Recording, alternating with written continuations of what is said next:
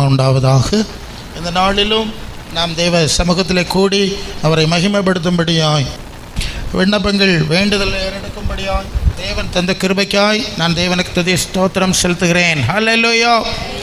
அன்புக்குரிய யாவருக்கும் இரட்சகரும் ஆண்டவருமாய் இயேசு நாமத்தில் அன்பின் நல்வாழ்த்துக்கள். ஹல்லேலூயா. ஒரு இடைவெளிக்கு பிறகு உங்கள் மத்தியில் நிற்கும்படியாய் தேவன் எனக்கு கிருபை செஞ்சார். அதற்காக நான் தேவனுக்கு துதி செலுத்துகிறேன். அன்பு சகோதரர் அவர்கள் இந்த ஆராதனை இந்த நடத்தி கொண்டிருந்த போது ஒரு காரியத்தை ஆவியானவர் சொல்லி கொண்டிருந்தார். மனிதர்கள் மாறி போவார்கள், இயேசு மாறாதவர். ஹல்லேலூயா.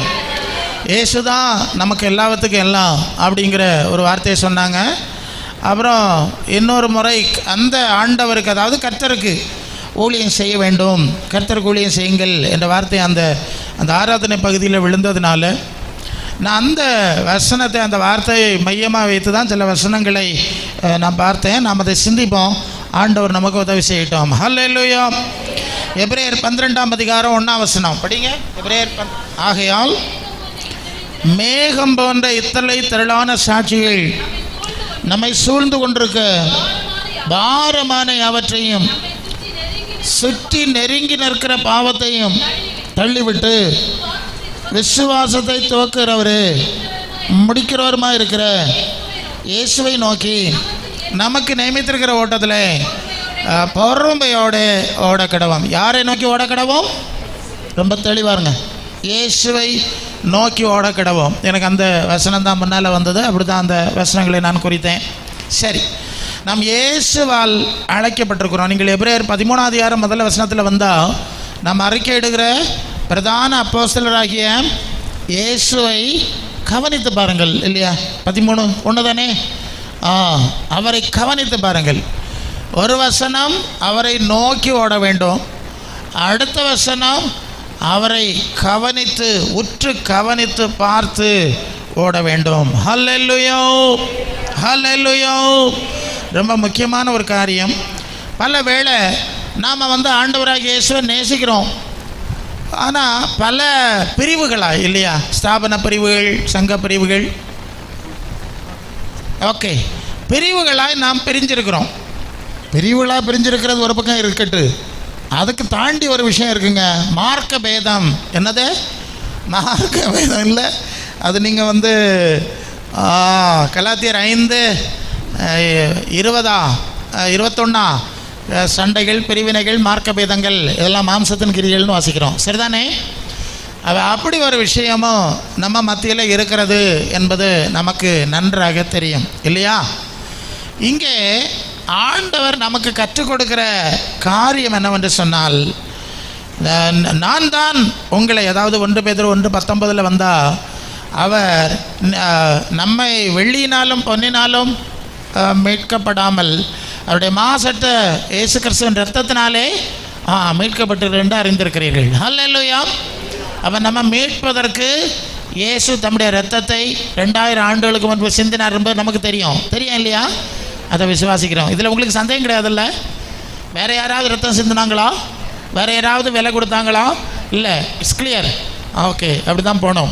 அப்போ இயேசு சொல்லுகிறார், நான் தான் என்னுடைய இரத்தத்தை உங்களுக்காய் விலையாக கொடுத்து தான் உங்களை நான் மீட்டிருக்கிறேன். ஹல்லேலூயா. நீங்கள் அப்போஸ்தலர் 20:28 வந்தால் சபையை குறித்து பவுல் இப்படி சொல்வார், தேவன் அவர் தம்முடைய சுய இரத்தத்தினாலே சம்பாதித்த சபையை குறித்து நீங்கள் எச்சரிக்கையாக இருக்கணும். சரிதானே? அப்போது நம்ம ஒவ்வொருவரையும் இயேசு தம்முடைய இரத்தத்தினால் விலைக்கு வாங்கியிருக்கிறார்.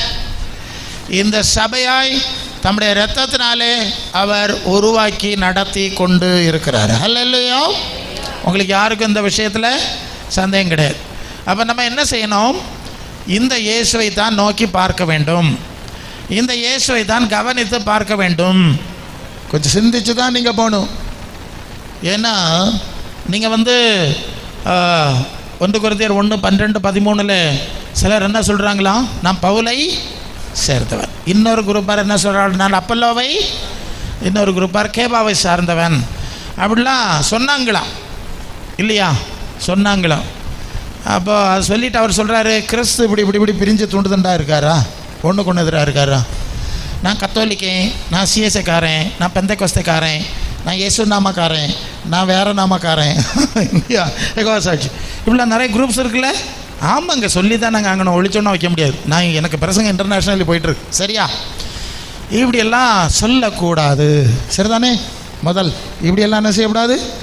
நாங்கள் எல்லாம் இயேசுடையவர்கள், அல்ல அவருடைய இரத்தத்தால் மீட்கப்பட்டவர்கள், அவருடைய சபையாய் மீட்க. இதுதான் நமக்கு பேஸ்மெண்ட். இதுக்கு வெளியே போகக்கூடாது. எவன் என்ன சொன்னாலும் போகாத.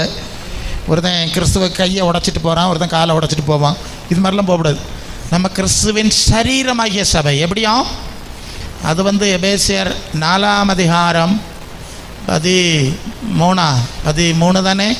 கிறிஸ்துவின் சரீரமாகிய சபை பக்தி விருத்தி அடைவதற்காக அவர் அப்போஸ்தலர் தீர்க்கதரிசிகள் ஊழியக்காரர்களை ஏற்படுத்தினார். அந்த பகுதியில் இருக்குது, சரியா? அதுக்கு கீழே 11 இப்போ போட்டு 13 12 போடுங்க, 12 போடுங்க. ஐயா, வேலைக்காக கிறிஸ்துவின் சரீரமாகிய சபை பக்தி விருத்தி ஆகணும். யாருங்க? கிறிஸ்துக்கு ஒரு சரீரம் தானே இருக்குது, அதை பிச்சு பின்னப்படாது இல்லையா? பின்னப்படாது. சரி. அப்போ இயேசுவின் சரீரமாய் அவருடைய இரத்தத்தால் மீட்கப்பட்டு அவருடைய சரீரமாகிய சபையாய் நாம் கட்டப்படுகிறோம். இந்த மாதிரி மார்க்க பேதம்லாம் பேசப்படாது, சரியா? ஆனால் இயேசுவின் சுவிசேஷத்தை புரிந்து கொண்டது, அதை கற்றுக்கொண்டது, அதில் பக்குவப்பட்டது, அதில் வளர்ந்தது அடிப்படையில் வளர்ச்சி வித்தியாசம் இருக்குது. 1 கொரிந்தியர் 13:11 வந்தீங்கன்னா பவுல் சொல்வார், நான் குழந்தையாக இருந்தபோது குழந்தையை போல, நம்மளும் அப்படி தானே பேசணும், பிறகு புருஷரான போது குழந்தைக்குரிய விலை விட்டு விட்டோம். இது போல தான் தேவனுடைய ராஜ்யத்தின் காரியங்களை அறிகிறதுல, கற்றுக்கொள்கிறதுல, வளருகிறதுல, பூரணப்படுகிறதுல பல நிலைகள் இருக்கிறது, சரிதானே? எல்லாருமே நம்ம ஒரு காலத்தில் வேறு ஏதோ மார்க்கத்தில் இருந்திருப்போம், அப்புறம் ஏதோ கத்தோலிக்கன் சிஎஸ்ஐன்னு வந்திருப்போம், அதுக்கு அடுத்து தான் அதுக்கு அடுத்த அனுபவத்துக்கு இப்படி தானே வந்தீங்க. பெரும்பாலும் அப்படி தான் வந்திருப்பீங்க, இல்லை? அது ஒரு நடைமுறை தாங்க, அது ஒன்றும் நம்ம குறைச்சி சொல்லலை. அப்போது ஒரே கிறிஸ்துவன் சபையாக அழைக்கப்பட்டிருக்கிறோம். சிலர் குழந்தை அனுபவத்தில் இருப்பாங்க, அவங்க அனுபவமும் அவங்க அறிவும் அவ்வளவுதான், அது குற்றமாக எண்ண வேண்டியதில்லை.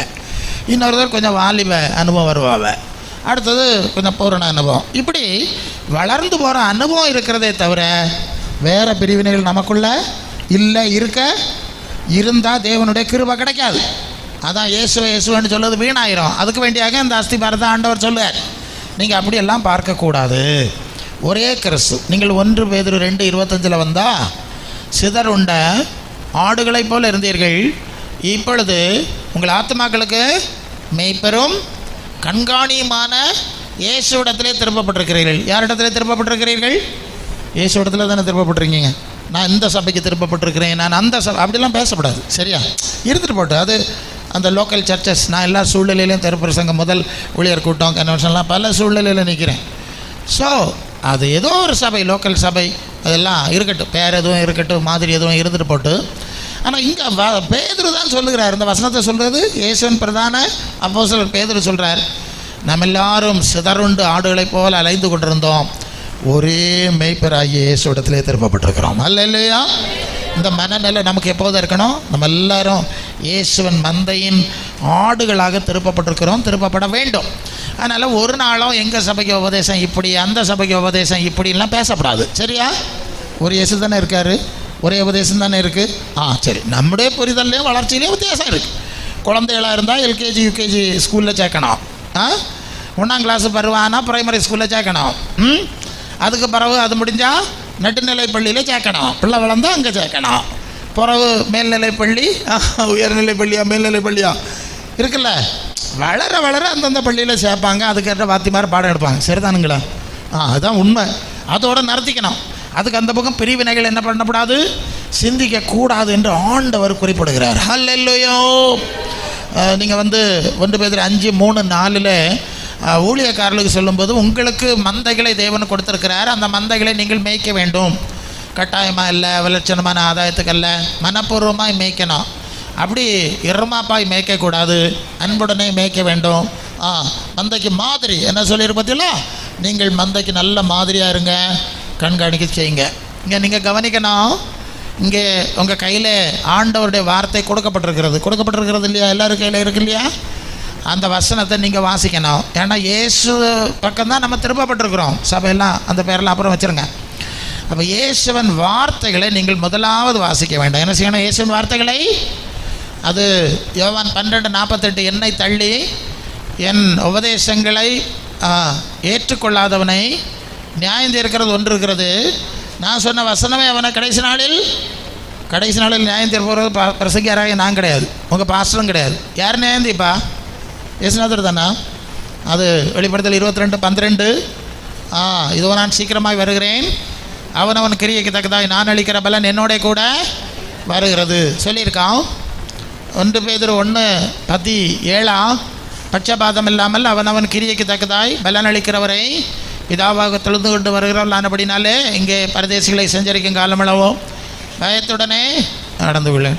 2 Corinthians 5:10 தானே? மாம்சத்தில் அவன் செய்த நன்மைக்காவது தீமைக்காவது தக்க பலனடையும்படி கிறிஸ்துவின் நியாயாசனத்திற்கு முன்பாய் நிற்க வேண்டும். சரிதானே? அப்போஸ்தலர் 10:44. இயேசு தேவனால் ஏற்படுத்தப்பட்ட நியாயாதிபதி என்று பிரசங்கிக்கும் எங்களுக்கு அவர் கட்டளையிட்டார். சரிதானே? ரோமர் 2:7. அது தேவன் அவன் கிரியைக்கு தக்கதாக பலனளிப்பார். சரிதானே? அவன் கிரியைக்கு தக்க பலனளிக்கும்படி இயேசு நியாயாதிபதியாய் வருவார் என்பதை நாம் அறிந்திருக்க வேண்டும். அவன் நியாயாதிபதியாகி இயேசு வந்தால் என் வசனங்களை வச்சு தான் நான் நியாயம் தீர்ப்பேன்னு சொன்னால் அந்த இயேசுவையும் இயேசுவின் வார்த்தைகளையும் எவ்வளோ முக்கியமாக நம்ம கவனிக்கணும். சரிதானே? அதான் கவனித்து பாருங்கள். இயேசுவை கவனித்து பார்க்குறதுனா எப்படி கவனிக்கிறது? அப்படியே வசனத்தை கவனிக்கிறது. அல்லேலூயா. ரொம்ப கவனத்தில் இருக்கணும். நீங்கள் எப்படி இருக்குதுன்னு நீங்கள் பார்த்துக்கிடணும். அப்புறம் அங்கே நியாய தீர்ப்பில் நிற்கும் போது நாங்கள் ஒன்றும் செய்ய முடியாது. இப்போ ஏதாவது செஞ்சிடலாம், சொல்ல வேண்டிய சொல்லிடலாம், திருத்திடலாம், பிறகு ஒன்றும் செய்ய முடியாது. அப்போ இயேசுன்னு வசனம் வாசிக்கிறீங்களா? யோவான் 10:27-28. என் நாடு என் சத்தம் தான் கேட்கணும், அவை எனக்கு பின் செல்லுகிறது, அவைகளை தான் நான் அறிந்திருக்கிறேன், மற்றவைகளை எனக்கு தெரியாது, அவைகளை மட்டும்தான் என் கையில் வச்சிருக்கிறேன். ஆமாம், அதுக்குள்ளே இருக்குது, எவ்வளோ விஷயம் இருக்குது. அவைகளை மட்டும்தான் தெரியும், மற்றவர்கள் எனக்கு தெரியாது. அவைகள் ஒரு காலம் கெட்டு போவாது.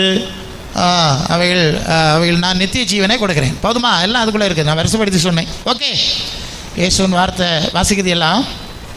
அவருக்கு பின்னால் அவருக்கு மாதிரியில் போறீங்களா? போண்டாமா? 1 பேதுரு 2:21. அவருடைய அடிச்சுவடுகளில் நடந்து வரும்படி மாதிரியை சும்மா வச்சுட்டு போனார். மாதிரியை வச்சுட்டு போயிருக்கார் இல்லையா? 1 யோவான் 2:6. அவருக்குள்ளே நிலைத்திருக்கிறேன் என்று சொல்லுகிறவன் அவர் நடந்தபடி தானும் நடக்கணுமா? நடக்குதுங்களா? நீங்கள் தான் பார்க்கணும். அல்ல நாங்கள் எல்லாம் நடந்ததுனால தான் தமிழ்நாடு கேரளான்னு 2 பாஷையில் நான் பேசிட்டு ஓடிட்டே நடக்கிறோம். இல்லையா? அப்போ நீங்கள் நடக்குதுங்களான்னு பார்த்துக்கிடணும். எங்களுக்கு பிரச்சனை இல்லை, நாங்கள் பர்ஃபெக்ட் தான், முடிஞ்ச அளவுக்கு போயிட்டுருக்கோம் டுவர்ட்ஸ் பர்ஃபெக்ட்னஸ். ஓகே. ஸோ அப்போ இயேசுவோடு நடக்கிறீர்களா? இயேசுன்னு வசனத்தை பார்க்குறீங்களா? இல்லை பாஸ்டர், எங்கள் சபை உபதேசம் இப்படி, அந்த சபை எங்கள் ஸ்தாபனம் இப்படி. ஒரு ஸ்தாபனம் உங்களை பரலோகத்தில் கொண்டு சேர்க்க போகிறது கிடையாது. யோவான் 14:6. நானே வழியும் சத்தியமும் என்னால் இல்லாமல் ஒருவன் பிதாவினிடத்தில் மாட்டிக்கிடப்படாது. சரியா? நான் எல்லா சபைக்கும் இப்படி தான் பேசணும். சரியா? இயேசுவை நோக்கி பாருங்கள், கவனித்து பாருங்கள், பார்த்து ஓடுங்கள், அவருடைய வசனங்களை வாசியுங்கள். அவர் நடந்தபடி நடக்கிறீர்களா என்பதை நீங்கள் உங்களை உய்த்து ஆராய்ந்து பாருங்கள். அல்ல, சரியா? உங்களை நீங்களே உய்த்து எல்லாம் தெரியல வசனம் ஆராய்ந்து பார்த்து கொள்ளுங்கள். சரியா? அது ரொம்ப முக்கியமான முதல் காரியம். அப்போ இயேசுவை கவனித்து பாருங்கள். 2வது, அதை யோவான் 10:16 சொல்லுவார். யோவான் 10:16 இயேசு சொல்லுவார், இந்த தொழுவத்தில் அல்லாத வேறு ஆடுகளை எனக்கு உண்டு, அவைகளை நான் கொண்டு வரும்போது ஒரே மந்தையும் ஒரே மேய்ப்பனும். எத்தனை மேய்ப்பன்? ஒரே மேய்ப்பன், ஒரே மந்தை. நாங்கள்லாம் அதுக்கு கீழே உள்ள மேய்ப்பர்கள். அதுதான் நான் ஒரு வசனம் இடையில சொன்னேன்ல, அது 1 பேதுரு 5:3-4. 3 என்ன சொல்லிச்சுன்னா, நீங்கள் மந்தைக்கு மாதிரியாய் கண்காணிப்பு செய்யுங்கள், அப்பொழுது பிரதான அடுத்த வசனம், பிரதான மேய்ப்பர் அப்படி செய்தால் பிரதான மேய்ப்பர் வெளிப்படும் போது மகிமை உள்ள வாடாக்கிறதை பரவில். அப்போ எங்களுக்கு மேலே ஒரு பாஸ்டர், ஆண்டவர் எங்களுக்கு மேலான மேய்ப்பர். இப்போ புரியுதா? நாங்கள்லாம் அவருக்கு கீழே உள்ள ஊழியக்காரர் தான், இல்லையா? அதை மறந்துடப்படாது. நாங்களும் அவரை பார்த்துக்கு அவர் சொல்லுபடி தான் செய்யணும். நம்ம எல்லாருக்கும் அவர் பிரதான மேய்ப்பர். இப்போ புரிஞ்சில்ல? எல்லாம் நாங்களாம் சப் பாஸ்டர்ஸ் இல்லையா? அப்போ பிரசங்க யாருன்னு கேட்கக்கூடாது, அதுக்கு வேண்டி சொன்னது. சரியா? அப்போ பிரதான மேய்ப்பர் வெளிப்படுவார், அவர் தான் கிரியை கேட்ட பலனை கொடுப்பார் என்பதை தான் நாம் பார்த்து கொண்டிருக்கிறோம். அந்த பிரதான மேய்ப்பரை நீங்கள் பார்க்கிறீர்களா? அவரோடு நடக்கிறீர்களா என்கிறத நீங்கள் சிந்திக்கணும். இதுதான் இப்போ பிரச்சனை. நான் நிறைய சூழ்நிலையில் வாரத்துக்கு 5 to 7 വரைക്കും തമിഴിലും മലയാളത്തിലും ഞാൻ അവിടെ എല്ലാം സംസാരിക്കുന്നു. അപ്പോൾ പ്രശ്നം എന്തെന്ന് വെച്ചാൽ பிரச்சனை என்னன்னு சொன்னால், நான் அந்த சபையை சேர்ந்தவன், நான் இந்த சபையை சேர்ந்தவன், அவைகளை பார்த்து சிரிச்ச மாட்டேன், அவைகளை பார்த்து ப்ரைஸெல்லாம் சொல்ல மாட்டேன், அவங்க வேறு சபை இல்லையா வெள்ள பிசாஸ் இல்லையா, வேறு என்னத்தை சொல்லுது இல்லையா, அப்படியெல்லாம் இருக்கக்கூடாதுன்னா சரி அதெல்லாம் விட்ருங்க. சரி ஐயோ குழந்தை, நான் அப்படி தான் இருந்தேன் கொஞ்சம் காலம், பிறதான் இங்கே வந்தேன். சொல்லிக் கொடுங்க, தெரிஞ்சே சொல்லு. ஆனால் நீங்கள் வளர்ந்த பிறகு குழந்தைகளை பழிச்சு நடந்துடாதீங்க, சட்டையெல்லாம் கழிச்சிக்கிட்டு நிற்கிற போட்டு போயிடாதீங்க. இப்போ அப்படியாக உலகத்தில் நடப்பில் நடக்கு. வளர்ந்த ஆளுகளே குழந்தைகளை மாதிரி போடுறாங்க, அப்படி போயிடாதுங்க. வளர்ந்தவர்கள் கேட்குற தாத்தாவாக நடந்து கொள்ளு, பாட்டியாக நடந்து கொள்ளு, பேத்தியாக நடந்து கொள்ளு, அவ்வளோதானே செய்ய முடியும் இல்லையா? சரி, அப்போ கடந்து வந்த பாதை ஒன்றா மறக்காண்டாம். இந்த மாதிரிப்பட்ட வேறுபாடெல்லாம் பார்க்கப்படாது. ஒரே கிறிஸ்து ஒரே மந்தைங்கிற உணர்வு நமக்கு இருக்கணும். நம்பர் 1. புரிஞ்சுட்டீங்கல்ல? ஒன்றும் ப்ராப்ளம் இல்லை. வளரணும், வளராமலே இருந்துடாதுங்க. சரி, இப்போ ரோமர் 8:9 சொல்லுது. ரோமர் 8:9, கிறிஸ்துவின் ஆவி இல்லாதவன் அவருடையவன். நல்லா கவனிக்கணும். அடுத்த முதலாவது இயேசுவை பார்த்தோம், இயேசுவின் உபதேசத்தை பார்த்தோம். இப்போ இயேசுவின் ஆவின்னா என்ன அர்த்தம்னு சொன்னால், நீங்கள் அப்போஸ்தலர் 10:38 வரும்போது, இயேசுவை தேவன் பரிசுத்த ஆவியினாலும் வல்லமையினாலும் நிரப்பினார். அவ்விதமாக தேவன் அவரோட கூட இருந்ததுனால தான் பிசாசின் வல்லமையில் அகப்பட்ட யாவரையும் விடுவிக்கிறவராய் சரிதானே சுற்றி இருந்தார். வசனம் சரிதானே? அப்போ இந்த ஆவி தேவனுடைய ஆவி. தேவனுடைய ஆவின்னா யோவான் 4:24 தேவன் ஆவியாக இருக்கிறார். யார் ஆவியாக இருக்கிறா? God is in spirit. 1 Corinthians 3:16 நீங்கள் தேவனுடைய ஆலயமாக இருக்கிறீர்கள், தேவனுடைய ஆவி உங்களில் வாசமாக இருக்கிறது என்றும் அறியாது இருக்கிறீங்களா? சரிதானே? தேவன் ஆவி. அப்போ பரலோகத்தின் தேவன் ஆவியாக இருக்கிறார். அந்த ஆவி இயேசுக்குள்ளே வந்து வாசம் பண்ணினார். சரிதானே? அதனால தான் என்ன அனுப்பின பிதா என்னோட கூட இருக்கிறாருன்னு சொன்னார். இப்போ புரியுதில்ல? என்னில் வாசமாக இருக்கிற பிதாவே இந்த கிரியைகளை செய்து வருகிறாருன்னு சொன்னார். யார்? இந்த ஆவி, பரிசுத்த ஆவியாகிய தேவன். அது 1 யோவான் 4:4 அதில் படிக்கும்போது ஒரு வசனம் படிக்கிறோம். அவர் தம்முடைய ஆவியை நமக்கு தந்ததுனாலே நாம் அவருக்குள்ளும் அவர் நமக்குள்ளும் இருக்கிறதை அறிந்திருக்கிறோம். ஹல்லேலூயா. மன்னிக்கவும் 4:12 தேவனை ஒருவரும் ஒருபோதும் கண்டதில்லை. நாம் ஒருவரிடத்தில் ஒருவர் அன்பு கூர்ந்தால் தேவன் நமக்குள் நிலைத்திருக்கிறார், அவருடைய அன்பை நமக்குள் பூரணப்படும். அவர் தம்முடைய ஆவியை நமக்கு தந்தருளினதுனாலே நாம் அவரிலும் அவர் நம்மிலும் நிலைத்திருக்கிறதை 12:13 1 யோவான் 4:12-13. இங்கே நல்லா கவனிக்கிறீங்களா? இயேசுவுக்கு தம்முடைய ஆவியை பிதா கொடுத்தார். அதனால தான் நான் பிதாவிலும் பிதா என்னிலும் இருக்கிறதை நீ அறியவில்லையா பிலிப்புவேன்னு கேட்குறார். அப்போ அந்த ஆவியானவர் உள்ளே வந்து 2 கலந்திருந்தார். அதே மாதிரி தான் அந்த இயேசுவுக்கு கொடுத்த ஆவியை தேவன் நமக்கு கொடுக்குறார். இல்லையா? நாம் தேவனோடு ஒரு ஐக்கியத்தில் வந்துடுறோம். இப்போ புரியுதில்ல? இதில் ஒரு ரகசியத்தை சொல்லிடலாமா? பல வேளை நாம் எல்லாரும் தேவ பிள்ளைகள், மற்றவங்களும் கூட நினச்சிக்கிறாங்க நான் கடவுளுடைய குழந்தைய நினச்சிட்டு போட்டு, நம்ம கிறிஸ்டியன்ஸ், ஆல் கிறிஸ்டியன்ஸ் மே பிலீவ். என்ன பிலீவ் பண்ணுறோம்? நம்மெல்லாம் எப்படி தேவனுடைய பிள்ளைகளானோம் தெரியுமா? ஆனோமா? அது யோவான் 3:16 அவருடைய நாமத்தின் மேல் விசுவாசம் உள்ளவர்களாய் அவளை ஏற்றுக்கொண்டவர்கள் அத்தனை பேரும் அவருடைய பிள்ளைகளாகும்படி. ஓகே, இன்னும் 3:16 அதில் தேவன் தம்முடைய குமாரனாக இயேசுவை விசுவாசிக்கிறவன் எவனோ அவன் கெட்டு போகாமல் நித்திய ஜீவன் அடையும்படி அவரை தந்தரல் இவ்வளவா உலகத்தில். சரி, அப்போ நமக்கு கவனிங்க, கிறிஸ்தவ என்வாரன்மெண்ட்டில் இருக்கக்கூடிய ஒரு சூழ்நிலை. ஏன்னா நான் நாட்டே இருப்பேன், சர்வலோகாதிபா நமஸ்காரம் பாட்டு கேட்குறியே, அது எழுதின என்னுடைய பாட்டனார், நான் அவருக்கே பேரன். அதனால் நான் அந்த சூழ்நிலையிலிருந்தெல்லாம் கடந்து அப்படியே பயணிக்கிறதுனால அது எனக்கு தெரியும். அப்போ இயேசுவை தேவனுடைய குமாரன் என்று விசுவாசிக்கிறதுனால நம்மெல்லாம் தேவ பிள்ளை ஆகிட்டோம் அப்படின்னு நம்புவாங்க இல்லை? வசனம் இருக்குல்ல? ஆமாம், அவருடைய நாமத்தின் மேல் விசுவாசம் வச்சதுனால தேவ பிள்ளை ஆகிட்டோம். முதல்ல ஒரு வசனம் சொன்னேன் இல்லையா? அவருடைய அது 1:14 அவருடைய நாமத்தின் மேல் அவருடைய ஏற்றுக்கொண்டவர்கள் அத்தனை பேரும் பிள்ளைகளாகப்படி அதிகாரம், அந்த வசனம் இருக்குல்ல? சரி, அப்போ இயேசுவை தேவகுமாரன் என்று விசுவாசித்தா நம்ம எல்லாம் யாராயிரும்? அப்படி தானே? அந்த வசனத்துக்கு அர்த்தம் அப்படி தான் ஆகுது, அதில் சந்தேகம் கிடையாதுங்க. இது தலைப்பு வசனம். என்ன வசனம்? டைட்டில். ஒரு ஒரு சப்ஜெக்ட் எடுத்து ஒரு தலைப்பு போடுவாங்கல்ல. அடுத்தது என்ன செய்யணும்னு கேட்டால், அடுத்து என்ன செய்யணும்? இயேசு தேவகுமாரன் என்று விசுவாசிச்சா என்ன செய்யணும்? அவர் சொன்னபடி நடக்கணும் இல்லை? அவருக்கு சீசர் ஆகணும் இல்லை? அதெல்லாம் செய்யணும் இல்லை? இது ஒன்றும் செய்யாமல் நான் இயேசுவை விசுவாசிக்கிறேன்னு சொன்னால் என்ன பிரச்சனை வரும் தெரியுமா? லூக்கா 4:41 என்ன போடுங்க, லூக்கா 4:41. பிசாசுல என்ன சொல்லுதான்?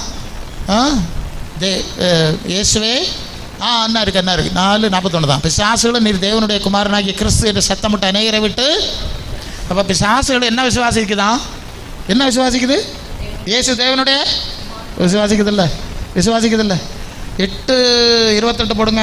லூக்கா 8:28. ஒரு மனுஷன் இருந்தால லேகியோன், 6000 பிசாசு என்ன சொல்லிச்சது பாருங்க. அவன் இயேசுவை கண்டபோது கூக்குரலிட்டு முன்பாக விழுந்து, இயேசுவே உன்னதமான தேவனுடைய. போதும். இப்போ என்ன புரிஞ்சிங்கன்னா, நம்மளும் இயேசுவை தேவகுமாரன்னு விசுவாசிக்கிறோம்ல. பிசாசுகள்லாம் தேவகுமாரன்னு விசுவாசிக்குது. இப்போ நம்ம சொல்கிறோம், நான் தேவகுமாரன் இயேசுவை விசுவாசிக்கிறதுனால தேவபிள்ளை ஆகிட்டேன்னு நம்ம நினச்சிக்கிறோம். அப்படின்னா தான் பிசாசும் தேவபிள்ளை ஆகணும்ல. என்ன சொல்கிறீங்க நீங்கள்? கொஞ்சம் சிக்கல் தான்ல. ஸோ இப்போ என்ன புரிகிறோன்னா, இயேசுவை தேவனுடைய குமாரன் விசுவாசிக்கிறதுனாலோ இன்னொன்று கூட இருக்கு. என்ன வருது அது? மத்தேயு 7:21. பரலோகத்தில் இருக்கிற என் பிதாவின் சித்தப்படி செய்கிறவனே பரலோக ராஜ்யத்தில் பிரவேசிப்பாய். என்னை கர்த்தாவேன்னு சொல்கிறவன் அதில் பிரவேசிக்கிறது கிடையாது. அநேகர நாளில் என்னிடத்துல வந்து உங்களுடைய நாமத்தில் அற்புதம் செஞ்சோம், அதிசயம்லாம் செஞ்சோம், தீர்க்க தரிசனம் சொன்னோம் அல்லவா என்பார்கள். அடுத்த வசனம் போடுங்க. அப்போ ஆண்டவர் என்ன சொல்லுவார்? அடே அப்பா, நான் ஒரு காலம் உங்களை அறியவில்லை. ரொம்ப கஷ்டமாக இருக்குல்ல. ஒரு காலம் உங்களை தெரியாது, ஒரு நாள் உங்களை தெரியாது. அக்கிரம செய்யக்காரரே என்னை விட்டு அகன்ற பொங்கல் என்று அவர்களுக்கு ஹல்லேலூயா ஆவியானவர் போகிறேன். ஓகே. அப்போ இயேசுவை கர்த்தர் ஆண்டவர்னு ஆராதிக்கிற ஆளுகளையும் தெரியாதுன்னு சொல்லிட்டார். நல்ல வசனத்தை நான் பேசிகிட்டு இருக்கேன். இன்னும் தெளிவாக சொன்னால், இயேசு நாமத்தில் பேவரட்டின ஆளுகளையும் தீர்க்க தரிசனம் சொன்ன ஆளுகளையும் தெரியாதுன்னு சொல்லிட்டார். இனி என்ன வேணும்? இப்போ எங்கே போய் நிற்கிறது பிரசங்கியாரே? நான் சொல்லுறது புரியுதா அவங்களுக்கு? பரலோக பிதாவுக்கு சித்தம் செய்யாமல், எனக்கு வசனத்தில் நடக்காமல், எனக்கு சீசர் ஆகாமல், அப்படி இல்லாமல் இயேசுவ தேவகுமாரன்னு சொல்லு ஆள்லாம் எனக்கு தெரியாதுன்னு சொல்லிடுறார். இந்த பட்டியலில் சேர்க்க வேண்டியது தானே? என்ன சொல்லுதியா? அன்பு தேவ பிள்ளைகளே, ஆண்டவர் உங்கள் வாழ்க்கையிலே அற்புதங்களை செய்திருந்தால் அதனால் நாம் யாரும் பரலோகத்துக்கு போக முடியாது. அதுதான் அதுக்கு ப்ராப்ளம். நீங்கள் அந்த difference you should understand that difference. அதை புரிஞ்சு கொள்ளணும். எனக்கு கேன்சர் கொணாச்சு, நான் செத்துட்டு இருந்தேன், ஆண்டவர் சுதந்திரம் தாருன்னா பரலோகத்துக்கு போனால் ஆண்டவர் கேட்பார், நீ இப்போ செத்து தானே இங்கே வந்திருக்கா, நான் தந்த சுகம் எல்லாம் விட்டுட்டு தானே வந்தா? அது நீர் எனக்கு கல்யாணம் பண்ணி வச்சீர், கல்யாணம் புருஷன் பஞ்சாதியெல்லாம் தள்ளிட்டு தானே இங்கே வந்தா?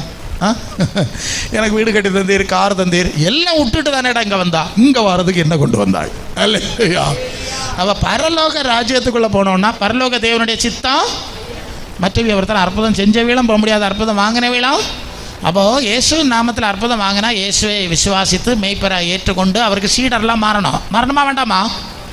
அவர் சொன்னதெல்லாம் கடைப்பிடிக்கணும். அது எந்த அளவு போகிறேன்னு நீங்கள் பார்த்துடுங்க, சரியா? இதாக இயேசுவை பிள்ளைகளாக மந்தை நாடுகளாக வாழுகிற அனுபவங்கிறத நீங்கள் மறந்துடப்படாது. அது மத்தேயு 11:28.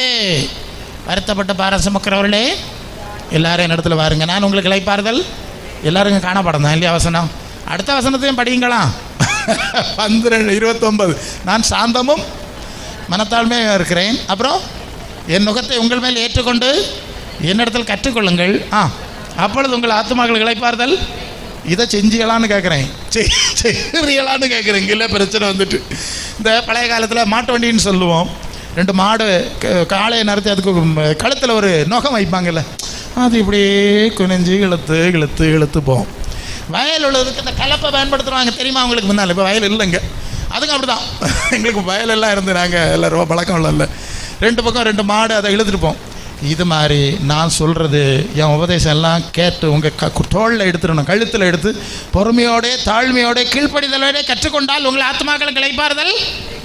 இல்லை பெருசுங்க ஆண்டவர், அதெல்லாம் முடியாது, ஏதாவது சுகம் வேணால் தாங்க, நாங்கள் அங்கே வாங்கிட்டு ஓடிடுறோம். எங்கள் ப்ராப்ளம் மட்டும் தீர்ந்துருந்தா எப்படா ப்ராப்ளம் தான் பின்னாலே உட்காருவோம், முன்னாலே வேற உட்கார மாட்டோம். ப்ராப்ளம் தீர்ந்துட்டுனா பிரசங்க ராமன் போட்டோக்குள்ளே பறந்துட மாட்டோமோ? இப்படி இருந்தால் எப்படிங்க? என்னத்தை சொல்லுதிய? அப்படியெல்லாம் இருக்கக்கூடாது. அப்பா நான் என்ன செய்ய சித்தமாக இருக்கிறேன், நான் வர்றதில் போகிறேன், எங்கோடு இல்லாமல் போகுது. சிலர் சொல்கிறது, ஆண்டவரே இந்த காரியத்தை செய்தால் இந்த காரியத்தை தந்தால் நான் 10 ரூபா காணிக்க வைப்பேன். எப்படியா இவளுக்கு செஞ்சா 10 ரூபா காணிக்க போடுவேன், அல்லது இதை செஞ்சா நான் இதை செய்வேன்.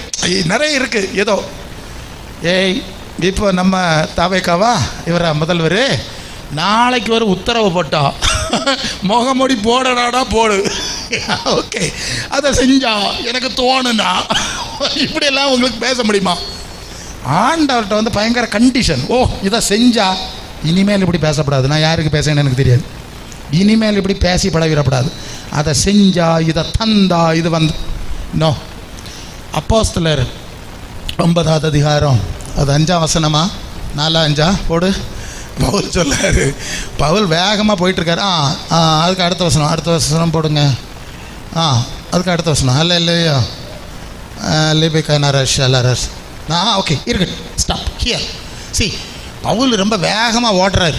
அவர் நினைக்கிறார் நான் ஆண்டவருக்கு ஊழியம் செய்யணும். எப்படியா அவருக்கு கடவுளுக்கு பெரிய பக்தன், ஊழியம் செய்யணும் ஓடிட்டு இருக்காரு. போகிறது என்னது? சபையை உடச்சதுக்கு கொள்ளாமா? எஸ்ஆருடைய சபையை உடச்சிக்கு போகிறதாங்க ஊழியம். அவருக்கு பார்வையில்லை. போன வழியில் ஆண்டவர் கண்ணை பிடிக்கிற ரோட்டில் போட்டுறாரு. 2 கண்ணையும் பிடிக்கிற ரோட்டில் இனி ஓட முடியாது. முடியலை, எனக்கு முடியலை, அப்பா முடியலை நம்ம சொல்கிறேன். அது வருதான் பவுல், முடியலை அப்பா, நடக்க முடியலை, இருக்க முடியலை, எழும்ப முடியலை, ஏகப்பட்ட ப்ராப்ளம். மாட்டியாச்சு.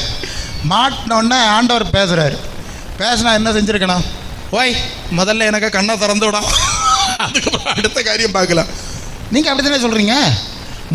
முடியலைன்னு சொன்னேன். முதல்ல இந்த பிரச்சனையெல்லாம் தீர்த்தாரோம். நான் அதுக்கு பிறகு கொஞ்சம் யோசனை பண்ணுவேன். அதுக்கும் 6 மாதம் ஆகும். கொஞ்சம் யோசனை பண்ணாண்டாமா, வீட்டில் எல்லார்ட்டையும் ஒன்று கன்சல்ட் பண்ணாண்டாமா, எல்லாத்தையும் கேட்டு எடுத்து கன்ஃபர்மேஷன் வாங்கி அதுக்கப்புறம் தான் நாங்கள் செய்வோம் அப்படின்னு சொல்லிக்குவோம். இங்கே பவுல் சொல்கிறான், ஆண்டவரே நான் என்ன செய்ய நீர் சித்தமாய் முடிச்சு போச்சு. Unconditional surrender. கண்ணை திறக்கிறது விட்டு பேசலைங்க. கண்ணை திறந்து விட ஐயா, நான் நடக்கணும்ல, அதுக்கப்புறம் நான் சொல்கிற செய்வேன். அப்படி கூட அந்த வார்த்தை கிடையாது. ஃபஸ்ட்டு வேர்டு நான் என்ன செய்ய சித்தவர். நீ போ வேண்டிய இடத்துக்கு போ, அங்கே செய்ய வேண்டியது சொல்கிறதுக்கு எனக்கு ஆள் ஏற்பாடு பண்ணியிருக்கேன். அல்லையா, புரிஞ்சுதான் நான் சொல்கிறது? நீங்கள் எப்படியா எப்போதான் இப்படி சொன்னீங்களா?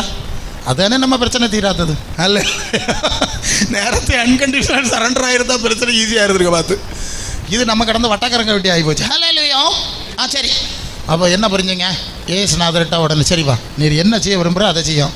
வச்சா வையும், இல்லைன்னா மட்டும் கொண்டு போவோம். இல்லையா, 2ல் 1. எப்படி போக வேண்டியதை நீங்கள் இருக்க போகிறது இல்லை இல்லையா? அப்படின்னா எடுத்து ஒப்பராளப்படு என்னத்துக்கு? வச்சா வையும், உமக்கு வேணாம்னா, இல்லைன்னா உமட்டே கொண்டு போயிடும். பிரச்சனை தீர்ந்துடும் இல்லையா? அப்புறம் கடந்து ஐயா போட்டு சத்தம் போட வேண்டிய அவசியம் இருக்காது. சரி, அப்போ ஒரு நல்ல அன்கண்டிஷனல் சரண்டர் நமக்கு வர வேண்டும். இல்லையா? சரி. இப்போது நீங்கள் இயேசுக்கு சீசர் ஆகும்போது அந்த வார்த்தை வருது இல்லையா? பின்னும் அது யோவான் 14:15. யோவான் 14:15 ஒருவன் என்ன அன்பாக இருந்தால் என் வசனத்தை என் கற்பனைகளை கை கொள்ளுங்கள். அடுத்த வசனம் 16, நான் பிதாவை வேண்டிக் கொள்வேன், அப்பொழுது என்றென்றைக்கு உங்களுடனே கூட இருக்கும்படி சத்திய ஆவியாகிய வேறொரு தேற்றரவாளனை அவர் உங்களுக்கு யாருக்கு தந்தருள்வார்? முந்தின வசனம் என்ன போட்டோன்னா, என்னில் அன்பாக இருந்தால் என் வசனத்தை கடைப்பிடிங்க. அப்போ இயேசுக்கு வசனம் கடைப்பிடிக்காத ஆளுகளுக்கு, அந்த விருப்பம் இல்லாத ஆளுகளுக்கு இந்த ஆவி கிடச்சுமா? அதுதான் பிரச்சனை. நான் ஊழியர் கூட்டங்களே நான் சொல்லுவேன், இயேசுவை விசுவாசிக்கிறதுனாலோ ஆராதிக்கிறதுனாலோ பரிசுத்த ஆவி உங்களுக்கு கிடைக்காது. அப்படி கிடச்சிருந்தா கத்தோலிக்கருக்கும் மார்த்தமாக்காரருக்கும் சிஎஸ்ஐக்காரருக்கும் செல்வேஷன் எல்லோரும் கிடச்சிருக்கணுமே. என்ன சொல்லுதியா? ஆளும் கிடையாது. நீங்கள் இயேசுக்கு சீசர் ஆவியலாம், என் வசனப்படி நடப்பிடலாம். சீசர் ஆகுதுன்னா அவருடைய வசனத்துக்கு நடக்க அர்ப்பணிக்கிற அனுபவம். நீங்கள் புறப்பட்டு போய் சீசராக்கி தானே ஞானசாங் கொடுக்க சொல்லியிருக்கேன்.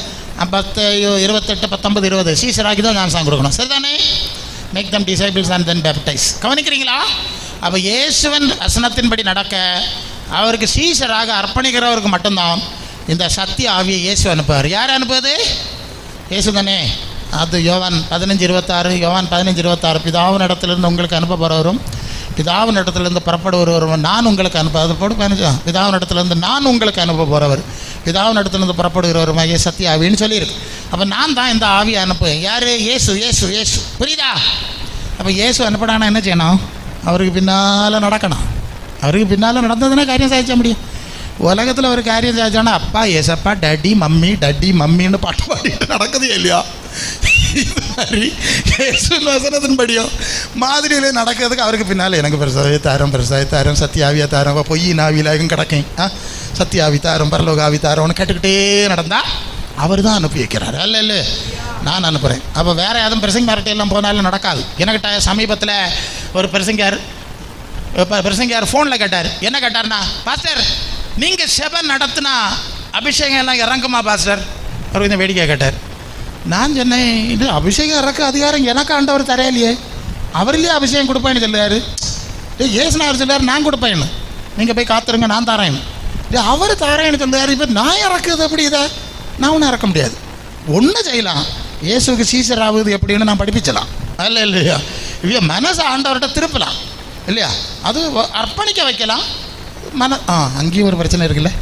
அது அப்போஸ்தலர் 15:8 இருதயங்களை பார்க்கிற தேவன் போடு, இருதயங்களை பார்க்கிற தேவன் நமக்கு பரிசுத்த ஆவியை தந்தது போல அவர்களுக்கும் கொடுத்து தந்தருளி அவர்களை குறித்து சாட்சி கொடுத்தார். இருதயங்களை அறிந்திருக்கிற தேவன். இன்னொரு அடுத்த வசனம் வந்து விசுவாசத்தினாலே இருதயத்தை சுத்தமாக்கி.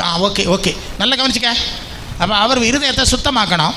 பால் வாங்கினோன்னா நல்லா கழுவி காய வச்சா தான் பால் வாங்கணும், இல்லைன்னா தெரிஞ்சு போயிடும். வீட்டில் உள்ள வேஸ்ட் வாட்டர் விடுறதுக்கு எங்கள் வீட்டில் ஒரு காடிப்பானை வச்சுருப்போம் பண்டு. அது மாதத்துக்கு இருக்கா கழுவுனா உண்டு, இல்லைன்னா இல்லை, எல்லா வெள்ளத்தையும் அதில் விடுவோம். அப்போது பரிசுத்தாவி கிடைக்கணும்னா கழுவணுமா வேண்டாமா?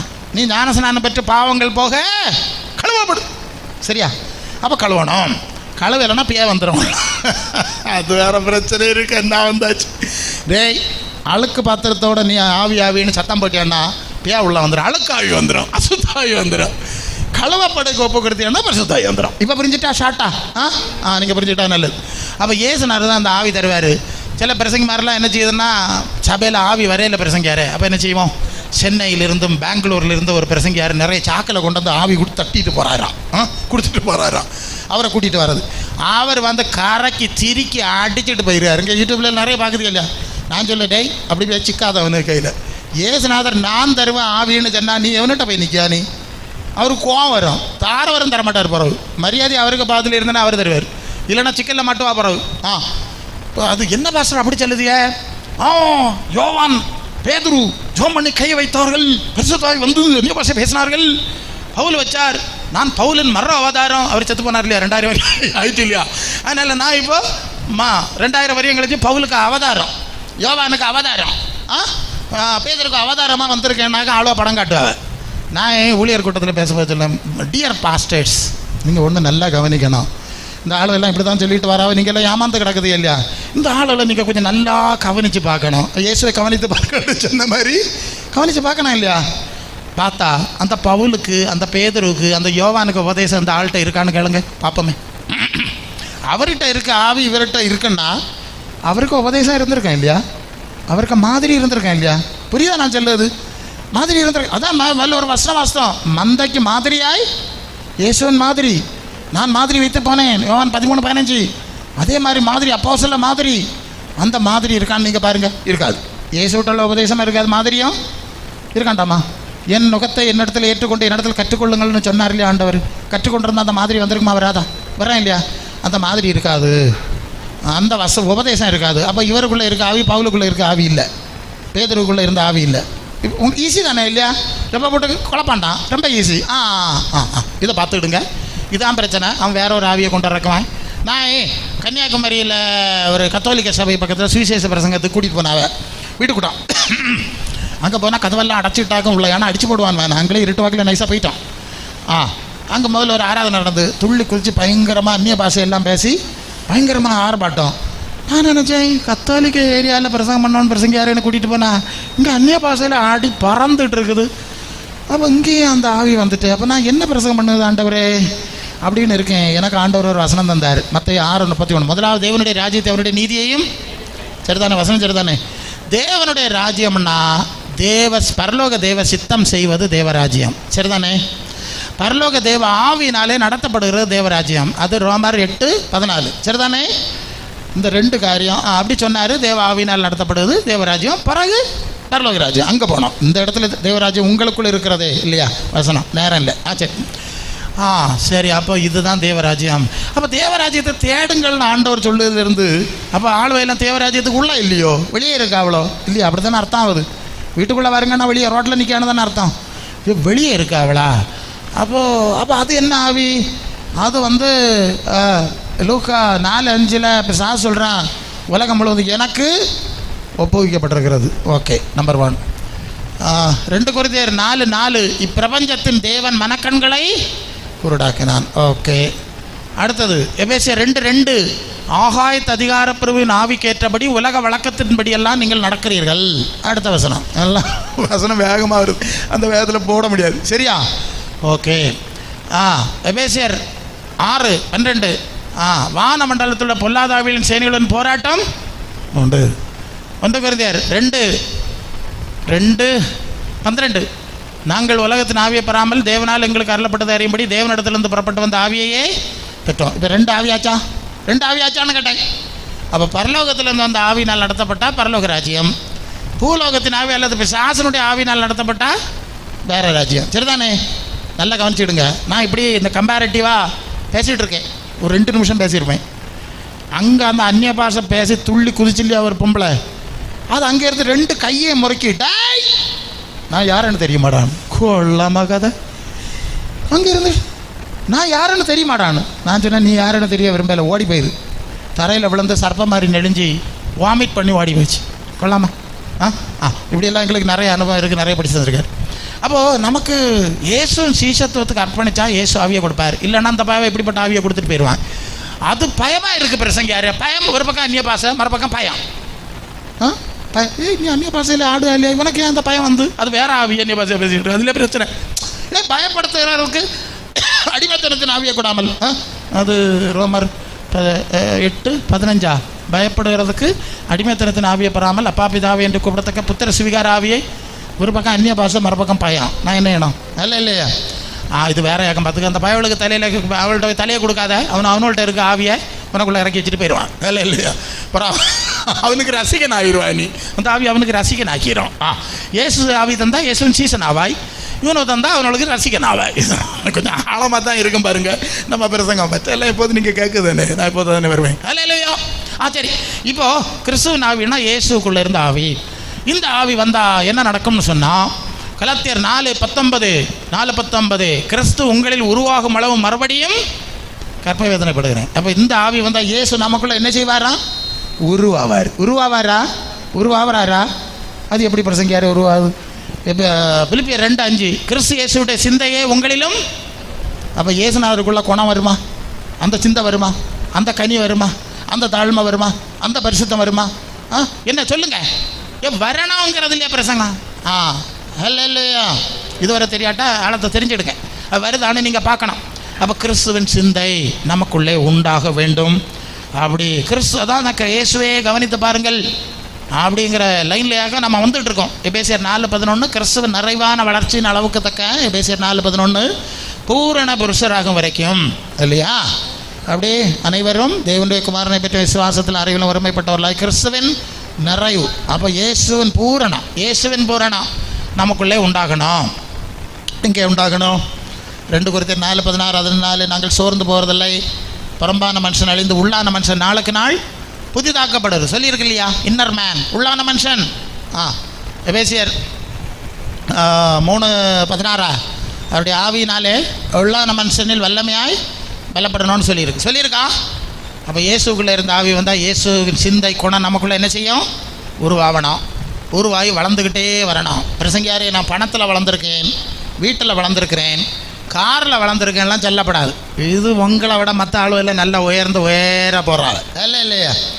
இதெல்லாம் ஆண்டவர் தரையில்லைன்னு நான் சொல்லலை, இதை பற்றி கேட்கல. உள்ளான மனுஷனில் வளர்ந்தியா, ஆத்மாவில் வளர்ந்தியா? ஏன் ஒரு நாள் கண்ணை மூடும்போது 2 கொரிந்தியர் 5:7 நாம் தைரியமாகவே இந்த தேகத்தை விட்டு குடி விலகி போகவும் கர்த்தரிடத்தில் குடியிருக்கும் அதிகமாய் விரும்புகிறோம். இந்த தேகத்தில் குடியிருக்கையில் கர்த்தரிடத்தில் குடியிராதவர்கள் அறிந்து தைரியமாக இருக்கிறோம். அடுத்த வசனம் போடு 8 நாம் தைரியமாகவே இந்த தேகத்தை விட்டு குடி போகவும் கர்த்தரிடத்தில் குடி அதிகமாய். அடுத்த வசனம் போடு அது நிமித்தமே நாம் சரீரத்தில் குடியிருந்தாலும் குடியிராமல் போனாலும் அவருக்கு பிரியமாக இருக்க அங்கே இல்லையா போய் சேரணும், அதுலையா சங்கதி அவர்கிட்ட இல்லையா போய் நிற்கணும். அப்போ இங்கே இருக்க வேலை அவருக்கு பிரியமாக இருக்க நாடணுமா வேண்டாமா சொல்லுங்கள்? நாடணும். அப்போது இந்த நாட்டம் உங்களுக்கு வந்ததா? ஒரு நாள் கண்ண மூடு வேலை போகிறது இது மண்ணுக்கு ஜனம், இது வராது. பெயிண்ட் அடித்தாலும் சரிதான், பட்டு கொடுத்தாலும் சரிதான், இல்லை என்ன மேக்கப்பு நீங்கள் அடித்தாலும் சரியா நடக்காது.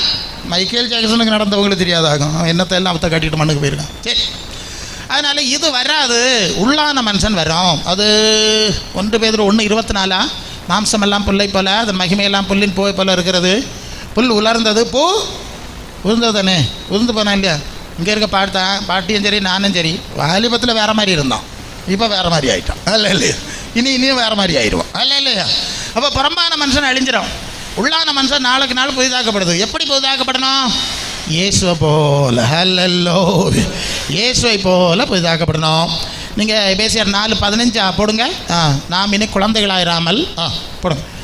எபேசியர் 4:15 அன்புடனே, அதுக்கு முந்தின வசனம் இல்லை, நாம் இனி குழந்தைகளாயிராமல் மனுஷருடைய சூதும் வஞ்சிக்கிறதுக்கு எதுவான தந்திரமுள்ள போதகமாகிய பலவித காற்றுகளினாலே அலைகளை போல் அடிபட்டு அலைது கொண்டுராமல். இல்லையா, இங்கே ஒரு பிரச்சனை என்னன்னு சொன்னால், இப்போ நிறைய பிரசங்கி மாதிரிலாம் இயேசுவை விசுவாசிச்சா சோக்கெட் வராது, சாவு வராது, தலைக்கு பெயிண்ட் அடி, அப்படி இருக்கலாம். அது அழிவுக்குரிய காரியத்தை என்ன செஞ்சுறாங்க, பேசி பேசி பேசி ஆளும் எல்லாம் அதுக்கு பின்னால் போவாங்க. இப்போ சாவுன்னு சொன்னால் பயம் கொள்ளாமா, 10-20 விசுவாசிக்கு சாவுன்னு சொன்னால் பயம், அந்த லட்சணத்தில் கொண்டு விட்ருக்காவ. அப்படி நிறைய பேர் ஏமாற்றிட்டு நடக்காவ, அந்த போதகத்தில் போகாமல் அன்புடனே. அடுத்தது, அன்புடனே சத்தியத்தை கை கொண்டு தலையாகிய கிறிஸ்துவுக்குள் அவரை போல பூரணமாய் வளரும்படி சபையை வைத்தார். என்னத்தை வச்சார்? சபைன்னா தெரியுமா உங்களுக்கு? தெரியலையா? ஐயோ, நான் ஒரு வித்தியாசம் சொல்கிறேன், அது தெரியும், தப்பாக கேட்டுன்னு நினைக்காது. அதாவது ஒரு இடத்துல சிலுவை நட்டுருக்கு, இயேசு படம் வச்சுருக்கு, இயேசுக்கு சிலையெல்லாம் வச்சுருக்கு, சுற்றி இருந்து பாட்டு பாடுவாங்க, இயேசுவின் ரத்தம் ஜெயம். இப்போ ஃபர்க்மான்ஸை விரட்டிட்டு இப்போ ஃபர்க்மான்ஸ் பாட்டாக்க அங்கே நடக்குது. சரியா, இருக்கட்டும், இயேசுவின் ரத்தம் ஜெயம்லாம் பாட்டு. என்னத்துக்கு இப்படி பாட்டு பாடுதியான்னு கேட்டால், எங்களுக்கு புதுமை நடக்கணும். பிரசங்கியார் என்ன நடக்கணுமா? கட்டறணும், புதுமை நடக்கணும், பியா போகணும், அது சோகணும், பிரச்சனை தீரணும். அப்போ தீரணும் இல்லையா? அப்படின்னு மனுஷன் என்ன பிரச்சனை இருக்கு, அந்த பிரச்சனை தீரட்டா வாழ முடியாது. ரைட் நடக்கட்டும். அப்புறம் தேவனுடைய வீடு, கூடாரம், திறந்த வாசல், பூட்டின வாசல், வானத்துக்கு வாசல், பூலோக வாசல், எல்லாம் நிறைய கணக்கு. நாங்கள் எல்லாம் சுற்றி ஒளி செய்யணாகும். அங்கே போனால் அற்புதங்கள் செய்கிறவர் நடுவில் இருக்கிறார். கொள்ளலாம் கொள்ளலாம் கொள்ளலாம். எதுக்கு இப்படி பாடுதிய? புதுமை நடக்கணும் பிரசங்கியாரு, கட்டறணும், சொக்கை எடுத்துடணும், பேய் போகணும், பிரச்சனை தீரணும். பேய் அப்போ ஒன்று கத்தோலிக்க குருசடி, ஒன்று பெந்தேகோஸ்தே குருசடியா? என்னத்தை சொல்லுது நீ? മനസ്സിലാച്ചാ உங்களுக்கு? பேய போகணும், நோய் தீரணும், கட்டறணும்னு வந்தியன்னா நீ குருசடிக்காரி. இப்போ புரியுதா? அதாக சபைக்கும் குருசடிக்குள்ள வித்தியாசம் இப்போ புரிஞ்சிருக்கான். அதான் பிரசங்கியாரு. எங்கேயாவது ஒரு ஓட்டங்கரையில் ஒரு முக்கில் எங்கே வேணாலும் வச்சுல அவனுக்கு அதில் வச்சுட்டு ஒரு சபை கூட்டம், செபா ஊழியம். செபா ஊழியம்னு ஒரு ஊழியம் கிடையாது பார்த்துக்க. அப்படி ஒரு ஊழியம் இருந்தால் சபைக்குள்ளே இருக்கணும், இல்லைன்னா சபையோட சேர்ந்து இருக்கணும் இல்லையா? இல்லையா சபையில் அது என்னது? எபேசியர் 2:20 அப்போஸ்தலர் தீர்க்கதரிசிகள் என்பவருடைய அஸ்திபாரத்தின் மேல் கட்டப்பட்டவர்களாய் கிறிஸ்து மூலகல்லாக இருக்கிறார். கிறிஸ்து தாமே மூலகல்லாக இருக்கிறார். அதை பற்றியா இயேசு சொன்னது, அப்போஸ்தலர் சொன்னது. அதாக இது அர்த்தம். இயேசு சொன்னது மூலகல். ஒரு வீடு கட்டவாள் 2 மூலகல் வைப்பாவ இல்லையா? அது இயேசு சொன்னது செஞ்சது. அதுக்கடையில் ஒரு நூல் கட்டணும், அதுக்குள்ளே மற்ற கல் வைப்பாவ. அதான் அப்போஸ்தலருடைய உபதேசம், அதான் சொல்லியிருக்கு. மூலகல்லாக இருக்கிறார். இப்போ அடுத்த வருஷம் போட்டு உருட்டு. அவர் மேல் மாளிகை முழுவதும் இசை. அவருக்கு மேலே தான் கட்டணும், வேறு இடத்துல அங்கே ரோட்டங்கரையில் கட்டப்படாது. இணைக்கப்பட்டு கர்த்தர்கள் பரிசுத்த ஆலயமாக எழும்புகிறது. அடுத்தது போடு. அவர் மேல் திரும்பி பார்த்துக்க. அவர் மேல் நீங்கள் அவருடைய ஆவியினாலே தேவனுடைய வாசஸ்தலமாய் கட்டப்பட்டு, இதுக்கு வேறாக சேவை. இப்போ புரிஞ்சா? கிறிஸ்துவன் குழந்தையாக உருவாக்கி கிறிஸ்துவன் சாயலில் உருவாக்கி எடுக்கிறதுக்கு வேறு சபை, கட்டுறதுக்கும் பொதுவாக நடத்துக்கிறது வேறு குருசடி. இப்போ புரிஞ்சா? நீ குருசடியில் வச்சுக்காத, பரலோகத்துக்கு போக முடியாது. இல்லை பரலோகத்து போனோம்னா அதான் சபையை வச்சுருக்குது. அதனால் நாங்கள் இதுக்கு எல்லா இடத்துலையும் போய் இப்படி போனோம், ஒழுங்காக போங்க, குருசடியாக மாறாதுங்க. இப்போ சபையெல்லாம் குருசடியாக மாறிட்டு வருது. பாஸ்டர்ஸ் குருசடியாக மாற்றாத அப்படிலாம் நாங்கள் சொல்லிக் கொடுப்போம். ஆமாம் பாஸ்டர், நல்லது தான். அப்படி தான் ஒருத்தர் புத்தி சொல்கிறோம். அல்லையா? சரி. இப்போ என்னாச்சு? குருசடி சபைக்கும் வித்தியாசம் தெரிஞ்சிடல. சரி, அப்போ இப்போது கிறிஸ்து நமக்குள்ளே உருவாகணும். 2 கொரிந்தியர் 3:18 நாம் எல்லாரும் திறந்த முகமாய் கர்த்தருடைய மகிமை கண்ணாடியிலே காண்கிற வண்ணமாய் கண்டு ஆவியாக இருக்கிற கர்த்தரால் அந்த சாயலாகத்தானே மகிமையின் மேல் மகிமை அடைந்து அவ இயேசுவை போல மறுரூபப்படணும். இப்போ சரியா? உங்கள் நிலைமையை நீங்கள் பார்த்துக்கணும். நான் நேரம் வச்சனால பியா போச்சு, நோய் போச்சுன்னு சொல்லிட்டு இருந்தால் அங்கே அக்கிரம சேகர் ஏற்ற மாட்டார், போகிறவர் தெரியாதுன்னு சொல்லுவார். வேறு வார்த்தை என்னெல்லாம் திட்ட போகிறாரு எனக்கு தெரியலை. இல்லையா? இப்போ கொஞ்சம் நாகரிகமாக எழுதியிருக்கு. இல்லையா? வேறு வழியாக இருக்கிறவன் கள்ளனும் கொள்ளக்காரனு சொல்லிட்டு கள்ளங்கள்ளின்னு கூப்பிட போகிறாரோ தெரியல, அப்படியே இருக்கு. முன்னால் வர சொன்னேன். சரி, அந்த பிள்ளைகளே, அப்போ நம்ம கிறிஸ்துவின் ஆவியினாலே நம்முடைய உள்ளான மனுஷங்கள் கிறிஸ்துவனுடைய சாயலில் பூரணப்படுவதுக்கு தான் அவங்கள அழைச்சிட்டு வந்தார். நான் ஒன்று சொல்லுவேன், கவனிங்க. வேறங்க யார் இதெல்லாம் எங்களுக்கு தலை சுற்றுது, எங்கள் பிரச்சனை தீருமா, போகுமா, இன்னும் என்ன பிரச்சனை இது அப்படின்னு நீங்கள் சொல்லுதுங்க, உள்ளுக்குள்ளே சொல்லுது. இதெல்லாம் மண்டைக்கு யாராவது பிரச்சனை அப்படியெல்லாம் சொல்லாதுங்க. உங்களுக்கு பிரச்சனை எல்லாம் தீர்த்து நீங்கள் கேட்டதெல்லாம் தந்து மண்ணில் வச்சு மலர் வளையம் வச்சு உங்களை கூப்பிடலாண்டவர். நான் சொன்ன புரிஞ்சாய்ப்போம். கட்டாத்த ஆளெல்லாம் மலர் வளையம் வச்சே இல்லையா போய் நீங்களும் சேர்ந்த என்ன மாலை போட்டிய? கட்டாத்த ஆள், பேப்பான ஆள், சோக்கேடு சகான ஆள், கேன்சர் கொண்ட ஆளுகள் மலை போட்டியா இல்லையா? இப்படி மாலை போடுறதுக்கு ஆண்டவர் உங்களை வச்சு கூட்டிகிட்டு இருந்தார். அதுக்கு ஒரு செடி கூட்டியிருப்பார், அது போட்டு விடு. இங்கே கூட்டிகிட்டு வந்தது என்னத்துக்குன்னா, அது 14:2 போடு. என் பிதாவின் வீட்டில் அநேக வாசஸ்தலம் உண்டு. அப்படி இல்லைன்னா சொல்லியிருப்பேன் இல்லையா, உங்களை ஏமாத்துவேண்ணா, இப்படி போட்டு வட்டாங்க. நான் இருக்கிற இடத்துல நீங்களே இருக்கும்படி, எப்படி நான் இருக்கிற இடத்துல நீங்கள் இருக்கும்படி மறுபடியும் வந்து சேர்த்து ஏசு இருக்கிற இடத்துக்கு கூட்டிகிட்டு போகிறாங்களே ஒன்று கொண்டு வந்தது. அது இல்லை பிரசங்கியார, நான் பேய பிடிச்சதுனால இங்கே வந்தேன். உனக்கு பேய பிடிச்சது அவர் தான் பேய விட்டது. இல்லை இல்லை, முற்புறத்திலும் பிற்புறத்திலும் நெருக்கி கரத்தை என்மேல் வைக்க. பேய பிடிச்ச ஆட்டம் அந்த பக்கம் வருவாங்க, நீ சோக்கடாராட்டம் அங்கே வருவா, நீ நல்ல ஆள். எங்கள் சபைக்கு கோபுரத்துக்கு உயரம் என்ன, அதுக்கு பங்கு என்ன, இந்த ஓலக்கடுவுக்கு போகிறாங்க. இப்படி நடக்க ஆளுவலாகும். அவர் கண்ணையும் தலையும் திருக்கி போ, மரியாதையா போ, அங்கே போயிரு, நான் கற்றுக்கொள்ள உட்காரு சென்னையில் வந்தது தானே. சரி, கற்றுக்கொள்ள ஆசிரியர் கேட்டு எப்படியோ அவர் எங்கூட எழுதிட்டு வந்தார். கொண்டு வந்து நான் உபத்திரப்பட்டேன், நல்லது, இப்போ தான் ரட்சிக்கப்பட்டேன், இப்போ தான் குணப்பட்டேன், இல்லைன்னா கலையாம்பரையாக நடந்தேன், வழி தப்பி நடந்தேன். இல்லை இல்லையா, இது என்ன உண்மை? அதுக்கு இந்த மனுஷனை கொண்டுக்க போட்டார். அவர் சாட்சி சொன்னார், பண்டு சாணி கடவஞ்ச வந்துகிட்டே நடந்தேன். நான் நினச்சி பார்த்தேன், சாணி கடவந்து இருந்த மனுஷனை பிடிச்சு கொண்டு வந்து உங்களை அநேகரை மனுஷரை பிடிக்கிறவனாக்குவேன் சொல்லி கொண்டு வச்சிருக்காருன்னு நான் நினச்சி அதை அப்படி சொன்னேன். எனக்கு சந்தோஷமா இருக்கு. அல்ல அவர் கட்டடம் பெருசாக கட்டிட்டாருன்னு காரியம் ஒன்றும் கிடையாது. உங்களை மாதிரி 10 ஆளை பிடிச்சிருக்காருல்ல, அதில் பெரிய வேலை. இதெல்லாம் போட்டுட்லையா போனோம். சரி, கர்த்தர் உங்களை ஆசிரியர் கேட்டோம். அப்போது என்னாச்சு? இயேசு உங்களை அழைத்து கொண்டு வந்தார். அவருடைய சாயலை உருவாக்கி அவர் இருக்கிற இடத்துல கொண்டு போகிறதுக்கு தான் அழைத்திருக்கிறார். அல்ல இல்லையா? பிலிப்பியர் 3:21-20 சொல்லுது, நம்முடைய குடியிருப்பு எங்கே இருக்கிறது? பரலோகத்தில் இருக்கிறது, பூமியில் இல்லை, பள்ளி அடியில் இல்லை, முருங்கவளையிலும் இல்லை. இருந்தவன் எல்லாம் போட்டு அடுக்கி விட்டுருக்கு. போய் பாருங்க அந்த பக்கம். நீங்கள் இங்கே தான் இருப்போம், இது எங்களுக்கு ஆக்கம், உட கொடுக்க மாட்டோம், வழி அடைப்போம்னு சின்ன பயோட எல்லாம் கொண்டு 6:2 மண்ணுக்குள்ளே வச்சு பூத்தி வச்சிருக்கு. அதனால் நமக்கு சொந்தம் இல்லை, பரலோகத்தில் இருக்கிறது. அங்கே இருந்து அடுத்த வசனம் நான் வந்தாச்சு.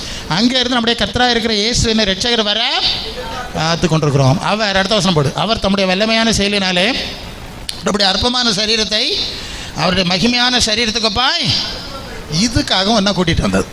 நீ வேணும், நாய் வேணும், கட்டாரணம், பிரச்சனை செய்யணும், நான் ஒன்று சொல்லேன். அது வெளிப்படுத்தல் 21:4 21 சொல்லுது. 1 போடுமா இல்லை, 1 சொல்லுது, புதிய வானம் புதிய பூமி உண்டாயிடுச்சு, முந்தின இருந்த இடமும் காணலை, தீ கொடுத்தாச்சு. அது 2 பேதுரு 3:7-13 வரை நீ போனால் இப்போ இருக்கிற வானம் பூமி அக்கினிக்கு இரையாக வைக்கப்பட்டிருக்கிறது, பஞ்சபூதங்கள் வந்து உருகி போகிறது. 13 வசனம் மட்டும் போடு. அது 2 பேரில் 13 போடு. அது என்ன சொல்லுதுன்னா, தேவனுடைய நீதி வாசமாக இருக்கிற அவருடைய வாக்குத்தத்தத்தின்படியே தேவனுடைய நீதி வாசமாக இருக்கிற புதிய வானங்களும் புதிய பூமி உண்டாகும் என்று நீங்கள் என்னத்துக்கு காத்து கிடக்குதுன்னு உங்கள் மனசாட்சியில் பேசணும். எங்கள்கிட்ட சொன்னால் நாங்களாம் அப்படி காத்திருக்கோம் பெருசுங்க. யார் உன் மனசாட்சியில் பேசணும். ஆண்டவர் பார்த்துட்டு இருப்பார். நீ என்னத்துக்கு காத்து கிடக்குறேன்னு தெரியாதா? அவர் சின்ன மாட்டிக்கிடுவா நீ. அதனால உன் மனசாட்சியில் நீ எதுக்கு காத்து கிடக்குன்னு பேசணும், அறியணும். இல்லைன்னா இன்னைக்காவது திருத்தணும். சரியா? நாங்கள் திருத்தி விட பிள்ளைகளை திருத்துவோம். எங்களுக்கும் பேர பிள்ளைகளுக்கு பாருங்க, பிள்ளைகளுக்கு அடி கொடுத்து இப்படி போல அப்படி இல்லைன்னு திருத்துவோம். அது மாதிரி உங்களை திருத்துறோம். சரியா? அப்போது இயேசு இருக்கிற மாதிரி இருக்கிற இடத்துக்கு போகிறதுக்காக கூட்டிகிட்டு வந்தது. அப்போ இங்கே இன்னொரு வசனம் இருக்க முடியலை. ஆமாம், அது அங்கே வந்துடணும். எங்கே? வெளிப்படுத்தல் 21:4 அங்கே போட்டால் 21:4 அவருடைய கண்ணீர் யாவும் தேவன் துடைப்பார். இனி மரணம், இனி துக்கம் இல்லை, அலறுதல் இல்லை, வளருதல் இல்லை, வருத்தம் இல்லை, முந்தின வீடெல்லாம் அது அங்கே கள்ளக்குடியினோடு வாழ்ந்த காலையெல்லாம் வலத்தில் போச்சு. இப்போ பரலோகத்துக்கு வந்தாச்சு இல்லையா? இங்கே அடியே இல்லை, தள்ள இல்லை, கண்ணீரும் கவலையும்.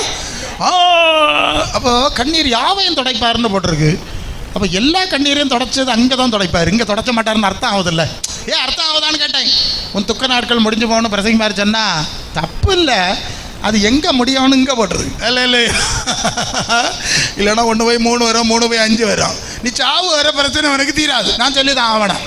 இது பிரச்சனை தீரப்படாதுன்னு வச்சுருக்கு. தேவ சாபம் ஆச்சு, சாத்தானுக்கு பிடிலாம் வச்சாச்சு. தீ குளத்துக்கு வச்சிருக்கிறத எவனாவது பெயிண்ட் அடிப்பானா? நீ வந்து அது சொல்லியாச்சு. அக்கிரிக்கு வச்சிருக்கேன், இது முடிச்சு வச்சு கணக்கு முடிச்சு இது மண்டையை வச்சுட்டு மண்டையை புண்ணாக்காத இல்லையே. அதான் பாரமான யாரத்தையும் பாவத்தையும் தள்ளி விட்டு ஏசு இருக்கிற இடத்த பார்த்து ஓடு. அவரை பார்த்து ஓடினா கொள்ளாம பார்த்துக்க. அப்போ பிரச்சனைகள் இருந்தாலும் தேவ கிருபை கிடைக்கும். என்ன கிடைக்கும்? உனக்கு இருக்கிற இந்த பலத்தோட போ. பவுல்கிட்ட சொல்லிட்டார், என் கிருபை உனக்கு அப்படியே போயிடும். நாங்கள் எல்லாம் ஒன்றும் பிரச்சனை இல்லாத ஆள்வாளா? பிரச்சனை தீரட்டு அதுக்கப்புறம் ஆண்டவர் மத்தி ஆடி வரேன்னா மண்ணில் தான் வச்சணும். அங்கே இருந்துட்டு அதில் போகணும், ஊற்றிட்டு போயிடுவாங்க. இருக்க பலத்தோட சரி. அப்போ நான் என்ன செய்யணும்? கொஞ்சம் போல் பலம் இருக்குது, கொஞ்சம் போல் இதில் ஏதாவது செய்யணும்னா செய்ய. வயசாகி போச்சு, செய்யணும் வந்ததுனால இல்லையா ஓடிக்கிட்டு இருக்கோம். சரியா? அப்போ அதனால் இந்த பிரச்சனை தீர்க்க இடம் உடனே தூர போட்டுக்கிட்டு பிரச்சனை இல்லாத ராஜ்யத்துக்கு கூட்டிகிட்டு போனோம். இல்லை நான் இருக்கணும்னா சோறு தாரம், இல்லைன்னா கொல்லும். நான் வாழணும்னா எனக்கு அறியத்தாரு. நான் உமக்கு சித்தம் செய்கிறேன். அப்போ முதலாவது தேவனுடைய ராஜ்யத்தை நீதியையும், அதுவும் 6:13. அதுக்கு பிறகு அவனுக்கு சோறு வேணுமா கஞ்சி வேணுமான்னு எனக்கு தெரியாதா? நமக்கு தெரியலையா அப்படிலாம் வளர்க்கறதுக்கு என்னத்தை கொடுக்கணும்னு? பின்ன அவருக்கு தெரியும். அப்போ நம்ம பிரச்சனை அந்த இடத்துக்கு வரமாட்டோம். பிரச்சனை என் பிரச்சனை உங்களுக்கு தெரியாது பாஸ்டர். நாங்கள் எல்லாம் வானலோகத்துலேருந்து வந்து வரங்கன்னு ஆளோ இல்லையா? ஆளோட பேசணும். என் பிரச்சனை உங்களுக்கு தெரியாது பாஸ்டர். ஒன்றை அப்படி முட்டாளாக்கி வச்சுருக்கேன், தெரியாதுன்னு. பெரிய பிரச்சனை எல்லாம் பார்த்து கடந்தெல்லாம் வந்து ஆளெல்லாம் கொஞ்சம் இருக்குது இல்லையா? இதில் நிறைய பார்த்துருக்கேன். இப்போ அதை நினச்சிக்க நேரம் இல்லை, மறந்துட்டேன் இல்லையா? போச்சு. இப்போ புதிய சந்தோஷத்தில் வந்துட்டேன். அதனால் தயவு செய்து இப்படி பீத்திட்டு நடக்காத. பிரச்சனை இல்லாத ராஜ்யத்துக்கு பிறகு மனசை திருப்பீர், பரலோகத்துக்கு திருப்பீர், தேவ ராஜ்யத்தை நீங்கள் திருப்பீர். நான் என்ன செய்யணும் சொல்லலாம். இன்னைக்கு என்ன செய்யணும்? இதோ நவ், ரைட் நவ். அது 6 வாரம் அதெல்லாம் பண்டு தெரியாமல் பேசிக்கிட்டு இருந்துட்டேன். சொல்லுவேன் நான் மாப்பிள்ளைகிட்ட அனுமதி வாங்கணும், பொட்டாட்டிகிட்ட அனுமதி வாங்கணும், பிள்ளைகிட்ட அனுமதி வாங்கணும். நான் சொன்னே உனக்கு பெண்ணு கட்டி வச்சதே ஆண்டவராகும், மரியாதையாக இருக்கணும். ஒரு ஆள்கிட்ட சொன்னதான் சொல்லி அது என் பொண்டாட்டிகிட்ட அனுமதி. உனக்கு நீ பிராந்து பிடிச்சி நடந்தவளை உனக்கு பெண்ணு கட்டி வச்சதே ஆண்டவராகும், மரியாதையாக இரு. நீ அவர்கிட்ட இந்த பேச்செல்லாம் பேசிவிடப்படாது. நீ வாரவளை பொண்டாட்டியை கொண்டு வரல இல்லையா? மாப்பிள்ளையை கொண்டு வரல இல்லையா? வேறு மக்களை கொண்டு போகிற வேலையும் கொட்டிட்டு என்னப்பா மாட்டா இல்லையா? அங்கிட்ட எல்லாரையும் அடிச்சுட்டு தானே கிடப்பா. இப்போ நான் ஆண்டவருடைய காரியம் செய்ய என்னத்துக்கு இவ்வளோ ப்ராப்ளம்? சோமண்ணு ஒப்ப கொடுப்பா. சரியாப்பா ஆண்டவர் எனக்கு பலம் தந்துட்டார்னா செஞ்சிருவேன். இதுக்கு சாக்கு பகுதி இல்லை என்னத்துக்கு அதையும் இதையும் சொல்லிவிட்டு ஆயில வீணாகக்கூடாது இல்லை இல்லையா? சரி, சமயம் ஓடிட்டு. சரி, இப்படி கிறிஸ்துவ நிறைவான வளர்ச்சிக்கு நாம் போகும்போது தான் அவர் இருக்கிற வண்ணமாக இருக்கிற இடத்துல, அது 1 யோவான் 3:2 தானே, அவர் இருக்கிற வண்ணமாய் அவரை தரிசிப்பதனாலே அவருக்கு ஒப்பாய் இருப்போம் என்று அறிந்திருக்கிறோம். நீங்கள் அறிஞ்சிருக்கிறீங்களான்னு கேட்டேன். அந்த அறிவு நிறைய பேருக்கு கிடையாது பாருங்க. அதனால யாக்கம் பூமிக்குரியவளாக வாழுது. அது 1 கொரிந்தியர் 15ஆம் அதிகாரத்தில் 48 போடு. 48 1 கொரிந்தியர் 15:48 என்ன சொல்லுது? நல்லா பார்த்துடுங்க. உங்களுக்கு வச்சிருக்கலையா மானிட்டரு? கமான். மண்ணானவன் எப்படிப்பட்டவனோ மண்ணானவர்களும் அந்த லட்சணம் தான். ரைட். வானத்துக்குரியவர் எப்படிப்பட்டவரோ வானத்துக்குரியவர்களும் கரெக்டு தானே? ஈஸி. தமிழில் தானே இருக்குது, தெலுங்கு இல்லையா? அடுத்த வசனம் போடு. உருட்டு. மண்ணானவனுடைய சாயலை நாம் அணிந்திருக்கிறது போல வானவருடைய சாயலையும் சரியா அணிஞ்சு கொள்ளணுமான்னு கேட்டேன். இல்லை இப்படியே மண்ணானவனா இருந்துகிட்டு போறீங்களோ? இல்லை அந்த சாயல் வேணும்னா அப்போ இப்போமே இயேசுக்கு சீசர் ஆகணும் இல்லையா? இப்போ இயேசுக்கு வசனத்தில் நடக்கணும் இல்லையா? இப்போ இயேசுக்குள்ளே இருந்து ஆவி வரணும் இல்லையா? இப்போ இயேசுக்குள்ள சிந்தை வரணும் இல்லையா? கனி குணம் வரணும் இல்லையா? கிறிஸ்துவன் உள்ளான மனுஷன் வளரையில்லைன்னா அப்புறம் அங்கே எப்படி போகிறது? வெளியே பார்த்தா ஆள் வளர்ந்துருக்கு, பெருசாக இருக்குது. உள்ளான மனுஷனில் குழந்தை அனுபவம் குறவு. அப்படி இருக்காமல் ஆண்டவருக்குள்ளே வளரும்படி நம்மை ஒப்பு கொடுக்க வேண்டும். இல்லையே 2 தெசலோனிக்கர் 2:14 2 போட்டால் நான் அது கர்த்தருடைய மகிமை, அதாவது நம்முடைய கர்த்தராக இயேசு கிறிஸ்துவின் மகிமை அடையும் பொருட்டாக எங்கள் சுவிசேஷத்தினாலே அந்த ரட்சிப்புக்கு அவர் உங்களை. அப்போ இந்த சுவிசேஷத்தினுடைய கவனிக்கலாம். பியா போகுது பிரசங்க யாரே நோய் போகிறதுன்னு சொன்னால் கூட்டத்துக்கு வந்தேன்னு சொல்லாத. சொல்லியிருப்பாவ அதெல்லாம் ஆண்டவர் செய்யார், இல்லைன்னு சொல்லலை. ஆனால் அழைப்பு என்னது? பேர பிள்ளாசாவ இந்த கிறுக்குதனை எல்லாம் என்னதுக்கு? நீ எங்கே இருந்தால் என்ன? இயேசுவோடு இருக்கணும்ல. 1 யோவான் 1:3 எங்களுடைய ஐக்கியம் பிதாவோடும் நாங்கள் கண்டும் கேட்டும் இருக்கிறத உங்களுக்கு அறிவிக்கிறோம். எங்களுடைய ஐக்கியம் பிதாவோடும் அவருடைய குமாரனாக இயேசு கிறிஸ்துவோடும். நீங்கள் எந்த சபையில் இருந்தாலும் இயேசுவோடும் பிதாவாகிய தேவனின் ஆவியோட ஐக்கியத்தில் இல்லைன்னா அந்த ராஜ்யத்துக்கு போக முடியாது. இப்போ சரிதானா?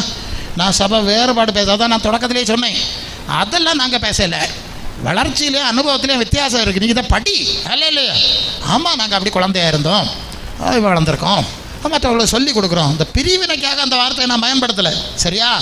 அந்த வீண் பெருமையை விட்டுட்டு கர்த்தரை குறித்து மேன்மை பாராட்ட கடவன் அல்ல இல்லையா? இயேசுவின் வார்த்தைகளை குறித்து தான் மேன்மை பாராட்டணும். இயேசு நமக்கு அனுப்புகிற ஆவியை குறித்து தான். இது ஒன்றும் இல்லைன்னா எல்லாம் குப்பையாகி போயிடும் அல்ல இல்லையா? அது ரோமர் 8:11 தானே. இயேசுவை மரித்தோரிலிருந்து எழுப்பினவருடைய ஆவி உங்கள் வாசமாக இருந்தால் சாவுக்கு ஏதுவான உங்கள் சரீரங்களை பத்தியா ஒரு கோயிலோ ஒரு சங்கமோ ஒரு பாஸ்டவனை எழுப்ப முடியாது. இந்த ஆவி தான் இயேசுவே எழுப்பிச்சான் அல்ல இல்லையா? இந்த ஆவியினுடைய அனுபவத்தில் நீங்கள் நடக்க வேண்டும். அப்போ தான் அந்த மரித்தோர் உயிர்த்தெழுதல், இயேசுக்கு ஒப்பான மரித்தோர் உயிர்த்தல் நமக்கு உண்டாகும். அந்த முத்திரை வேணும். என்ன வேணும்? அதான் நேரமாக ஒன்று சொன்னேன், அது கொஞ்சம் விடுபட்டுச்சு. நாம் தேவைப்பிள்ளைன்னு பல மாதிரியாக நினச்சிக்கிட்டோம். இயேசு சீசர் ஆகாமல் வசனத்தில் நடக்காமல் அவருடைய ஆவியினால் முத்திரை. நீங்கள் அப்போஸ்தலர் 5:32 தேவன் தமக்கு கீழ்ப்படுகிறவர்களுக்கு தந்தருளின பரிசுத்த ஆவி சாட்சி. அப்போஸ்தலர் அந்த நாங்கள் சாட்சி. தேவன் தமக்கு கீழ்ப்படுகிறவர்களுக்கு தந்தருளின பரிசுத்த ஆவி. அப்போ தேவன் தம்முடைய ஆவியினாலே நமக்கு சாட்சி கொடுக்குறார், சரிதானே? இயேசு ஞானஸ்நானம் பற்றி கரையேறின போது ஆவியானவர் இறங்கி இவர் என்னுடைய நேசகுமாரன் சாட்சி கொடுத்தாரா? எபேசியர் 1:13 அது 13-18 நீங்கள் விசுவாசிகளான போது வாக்குத்தத்தம் பண்ணப்பட்ட பரிசுத்த ஆவியினாலே முத்திரை போடப்பட்டீர்கள். பரிசுத்த ஆவியானவர், ஆவியாக இருக்கிற தேவன் நமக்குள்ளே வந்து சாட்சி கொடுக்காட்டா நம்ம யாரும் தேவைப்பிள்ளை இல்லை. இதுதான் சப்ஜெக்ட், புரியுதா? எல்லாம் சொல்லிக்கலாம், எல்லாம் சொல்லிட்டாலாம், எல்லாம் சரிதான். நாங்கள் அப்ளிகேஷன்லாம் போட்டிருக்கோம், ஆனால் அவர் சாட்சி கொடுக்கணும் அல்ல இல்லையோ? அவர் அதான் எபேசியர் 1:13-18 அதான் 13 தான். கேட்டு விசுவாசிகள் வாக்குத்தத்தம் பரிசுத்தாவினாலே 4:30 என்ன சொல்லுது? மீட்கப்படும் நாளுக்கு என்று முத்திரையாய் பெற்ற பரிசுத்தாவியை துக்கப்படுத்தினா ஓடி போயிடுவார். அவர் சொல்லுது கீழ்ப்படிஞ்சு நடக்கணும். ஆவிக்கு என்ன செய்யணும்? அடங்கி பல வேளை பெந்தைக்கோஸ்தே குளத்தில் பார்க்குறது, கையை உதறி காலை உதறி அந்நிய பாசம் நட்டம் படிச்சுட்டு ஓடிக்குது. அவர் சொல்லுது ஒன்றும் கேட்குதில்லை. ஆவியானவர் செவிடனா குருடனா? 1 யோவான் 2:26 நீங்கள் அவராலே பெற்ற அபிஷேகம் உங்களில் நிலைத்திருக்கிறது, அது பொய் அல்ல, அது உங்களுக்கு போதிக்கிறது, அது சத்தியமாக இருக்கிறது. அந்த சத்தியத்திலே நடக்கணும் அல்லல்லோ. இனி ஊழியம் செஞ்சாலும் இந்த கர்த்தருக்கு தான் நம்ம ஊழியம் செய்யணும். அதான் ரோமர் 12:11 சொல்லுது. அன்புக்குரியவர்களே, அவள் இயேசுவை நோக்கி பாருங்கள், கவனித்து பாருங்கள், இயேசுவின் ஆவியை அடைந்து கொள்ளுங்கள், இயேசுவின் பாதத்தில் இருந்து கற்றுக்கொள்ளுங்கள், அந்த சாயலாக தானே மறுரூபமாகுங்கள். இதுதான் சபையின் நோக்கம். இப்படி நீங்கள் போனீங்கன்னா மற்ற காரியத்தை அவர் புறப்படுப்பார். ஒரு பிரச்சனை சொல்லி நான் முடிக்கணும். நிறைய பேருக்கு பிரச்சனை தீரலைன்னா அந்த ஆளுவை பிரச்சனை தீருக்கு தானே இந்த வாராவை அப்படி பிரச்சனை தீரண்டாம். நான் முடிக்கிறேன், அது ரொம்ப ஆழமான ஒரு விஷயம்.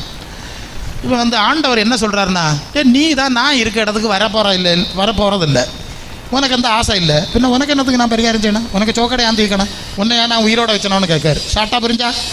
நான் இருக்க இடத்துக்கு வர உனக்கு இஷ்டம் இல்லை, அந்த விருப்பமும் இல்லை, அந்த வாஞ்சம் இல்லை. என்ன கடை இளந்தடி சத்து இருந்தாலும் போ, உன்னை பற்றி நான் எனக்கு கவலைப்பட போகிறேன். இப்போ புரிஞ்சிருக்கோன்னு நினைக்கேன். நித்திய ஜீவனுக்கு நியமிக்கப்பட்டவர்கள் விசுவாசித்தால் அப்போஸ்தலர் நடபடியில் வசனம் இருக்கு. ஒன்று நான் நித்திய ஜீவனுக்கு நியமிக்க நீ வரையிலையே, பின்ன உனக்கு என்னத்துக்கு பேய வரட்டனா? நான் உனக்கு என்னத்துக்கு ரிஸ்க் எடுக்கணும்? ஒன்றை தான் ஜீவ புஸ்தகத்தில் பேர் எழுதுனா நீ வேண்டான்னு இல்லையா சொல்லுவா? நான் என்ன செய்ய முடியும்? அப்படியாக சிக்கல். அப்போ முதலா தேவராஜ்யம் தேவச்சித்தான் அங்கே நித்திய ஜீவனுக்கு நியமிக்கப்பட்டு அவருடைய ராஜ்யத்துக்கு வர தகுதி அடைஞ்சோன்னா அவருக்கு அப்புறம் இருக்கும், எனக்கு பயலுக்கு ஏதாவது செய்யணும், அந்த குட்டிக்கு ஏதாவது. ஏன்னா தனக்கு பிள்ளை நான் இருக்க இடத்துக்கு வர பிள்ளை இல்லையா? உலகத்துலேருந்து வேறு பிரிக்கப்பட்டதுன்னெல்லாம் சொல்லியிருக்கு. அந்த அனுபவம் வரும், சரிதானே? அப்போது பாவம் பாரம் உலகத்தில் நிறைய காரியம் நம்ம வட்டம் கறக்கி சுற்றி இழுக்குது. அதெல்லாம் தள்ளிட்டு ரத்தம் சிந்தின அழைத்த நடத்துகிற இயேசுவை நோக்கி இயேசுவின் வார்த்தைகளில் இயேசுவின் ஆவியில் நடக்கும்படி இந்த நாளில் நீங்கள் ஒப்புக் கொடுப்பீர்கள் என்று சொன்னால் இந்த ஆசீர்வாதங்கள் எல்லாம் ஆண்டவர் நமக்கு தருவார். இந்த வார்த்தையினால் கர்த்தர் உங்களை ஆசீர்வதிப்பாராக. ஆம்.